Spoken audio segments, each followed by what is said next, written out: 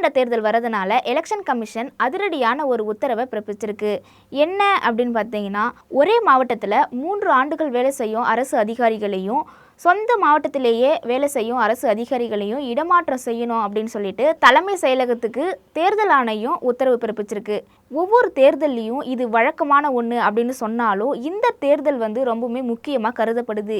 ஏன் அப்படின்னா, தேர்தல் அறிவித்த பிறகு அரசு அதிகாரிகளை இடமாற்றம் செய்ய மாநில அரசுக்கு அதிகாரம் இல்லை என்பதனால தேர்தல் ஆணையமே இந்த முடிவை நேரடியாக எடுத்திருக்கு. இந்த உத்தரவு தமிழகம், புதுச்சேரி, மேற்கு வங்கம், கேரளா, அசாம் இந்த 5 மாவட்டத்துக்கும் இந்த கடிதம் அனுப்பப்பட்டிருக்கு. இந்த மாதிரி இடமாற்றம் செய்யும் பொறுப்புகள் யார் யாருக்கெல்லாம் பொருந்தாது அப்படின்னு சொல்லியிருக்காங்க. யார் யாருக்குன்னா, மருத்துவர்கள், பொறியாளர்கள், அது மட்டும் இல்லாமல் மே மாசத்துக்குள்ள ரிட்டையர் ஆகிறவங்க, இவங்க யாருக்குமே இந்த உத்தரவு பொருந்தாது அப்படின்னு சொல்லியிருக்காங்க. அது மட்டும் இல்லாமல் இப்போ எஸ்ஐஆர் பணியில் ஈடுபட்டு இருக்கிற அரசு அதிகாரிகளுக்கும் இந்த உத்தரவு பொருந்தாது அப்படின்னு சொல்லியிருக்காங்க.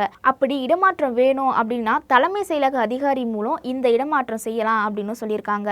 இது தேர்தலை ஒட்டி நகர்வதற்கான ஒரு முன்னேற்பாடு அப்படின்னே சொல்லலாம். இதை பற்றி நீங்கள் என்ன நினைக்கிறீங்க அப்படின்னு சொல்லிட்டு கமெண்ட் பாக்ஸில் கமெண்ட் பண்ணுங்கள். லைக் பண்ணுங்கள், ஷேர் பண்ணுங்கள். மறக்காமல் பிரியோ நியூஸை சப்ஸ்கிரைப் பண்ணிக்கோங்க.